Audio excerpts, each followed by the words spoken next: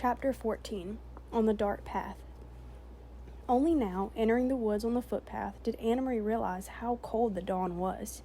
She had watched and helped, earlier, as the others donned sweaters, jackets, and coats, and she had peered into the night, following them with her eyes, as they moved silently off, bulky in their garments, blankets in their arms. But she wore only a light sweater over her cotton dress, though the October day, later, would be warmed by sunlight. Now it was gray, chilly, and damp. She shivered. The path curved, and she could no longer look behind her and see the clearing with the farmhouse outlined against the pale sky and the lightening meadow beyond. Now there were only the dark woods ahead. Underfoot, the path, laced with thick roots hidden under their fallen leaves, was invisible. She felt her way with her feet, trying not to stumble. The handle of the straw basket scratched her arm through her sweater. She shifted it and tried to run. She thought of a story she had often told Kirsty as they cuddled in bed at night. Once upon a time there was a little girl, she told herself silently, who had a beautiful red cloak. Her mother had made it for her. She wore it so often that everyone called her Little Red Riding Hood. Kirsty would always interrupt there. Why was it called a Red Riding Hood? Kirsty would ask. Why didn't they just call her Little Red Cloak? Well, it had a hood that covered her head. She had beautiful curls like you, Kirsty.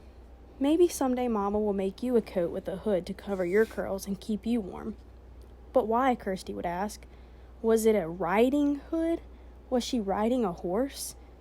Maybe she had a horse that she rode sometimes, but not in this story. Now stop interrupting every minute. Anna-Marie smiled, feeling her way through the dark, remembering how Kirsty always interrupted stories to ask questions. Often she just wanted to make the story last longer. The story continued. One day, the little girl's mother said, I want you to take a basket of food to your grandmother. She's sick in bed. Come, let me tie your red cloak. The grandmother lived deep in the woods, didn't she? Kirsty would ask. In the dangerous woods, where wolves lived? Anna-Marie heard a small noise. A squirrel, perhaps, or a rabbit, scampering nearby. She paused, stood still on the path, and smiled again. Kirsty would have been frightened. She would have grabbed Anna-Marie's hand and said, A wolf! But Anna-Marie knew that these woods were not like the woods in the story. There were no wolves or bears or tigers, none of the beasts that populated Kirsty's vivid imagination. She hurried on. Still, they were very dark, these woods. Anna-Marie had never followed this path in the dark before.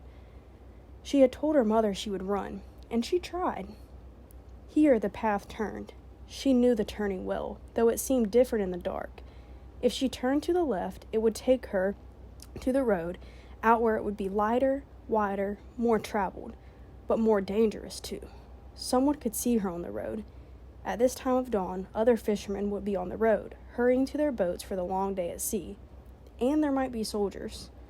She turned to the right and headed deeper into the woods. It was why Mama and Peter had needed to guide those who were strangers here, the Rosens and the others. A wrong turn would have taken them into danger. So Little Red Riding Hood carried the basket of food and hurried along through the woods. It was a lovely morning, and the birds were singing. Little Red Riding Hood sang, too, as she walked. Sometimes she changed that part of the story, telling it to Kirsty. Sometimes it was raining, or even snowing in the woods. Sometimes it was evening, with long, frightening shadows, so that Kirsty, listening, would snuggle closer and wrap her arms around Anna-Marie. But now, telling it to herself, she wanted sunlight and birdsong.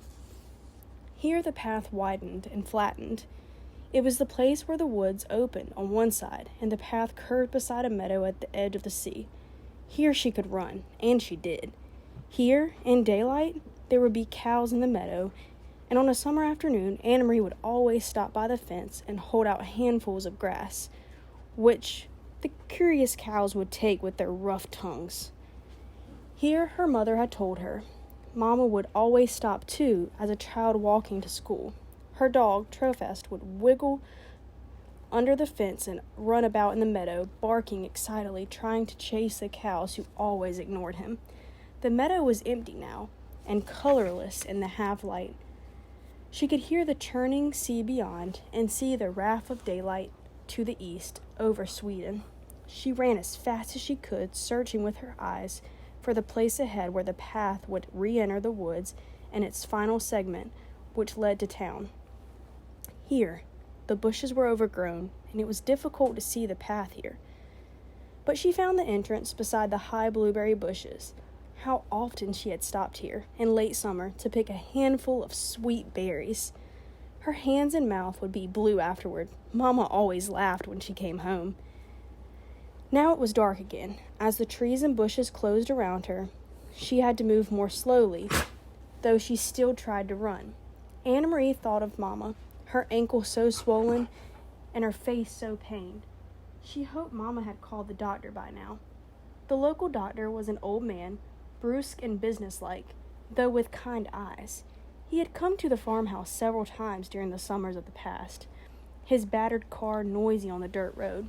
He had come once when Kirsty, a tiny baby then, had been sick and wailing with an earache, and he had come when Lise had spilled hot grease cooking breakfast and burned her hand.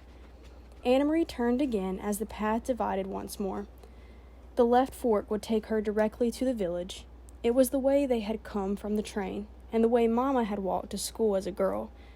But Anna Marie turned to the right, heading now toward the harbor side, where the fishing boats lay at anchor.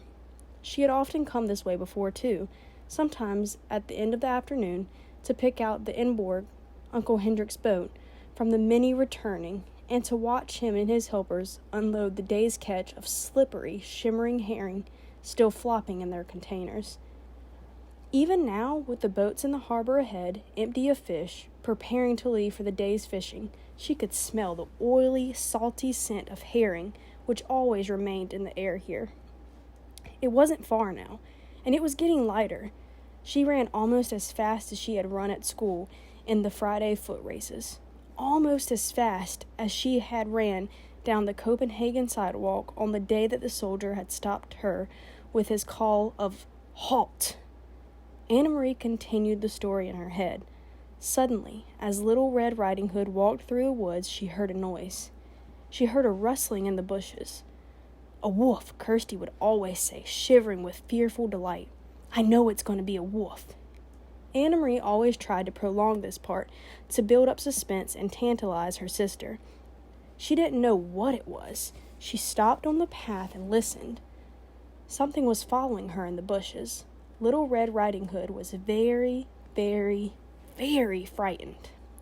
She would stop, would stay silent for a moment, and beside her, in the bed, she could feel Kirsty holding her breath. Then, Anna Marie would go on, in a low, dreadful voice. She heard a growl. Anna Marie stopped suddenly and stood still on the path. There was a turn immediately ahead. Beyond it, she knew, as soon as she rounded the turn, she would see the landscape open to the sea. The woods would be behind her there, and ahead of her would be the harbor, the docks, and the countless fishing boats. Very soon it would be noisy there, with engines starting, fishermen calling to one another, and gulls crying. But she had heard something else. She heard bushes rustling ahead. She heard footsteps, and she was certain it was not her imagination. She heard a low growl. Cautiously, she took a step forward, and another. She approached the turn in the path, and the noises continued. Then they were there, in front of her, 4 armed soldiers. With them, straining at taut leashes, were 2 large dogs, their eyes glittering, their lips curled.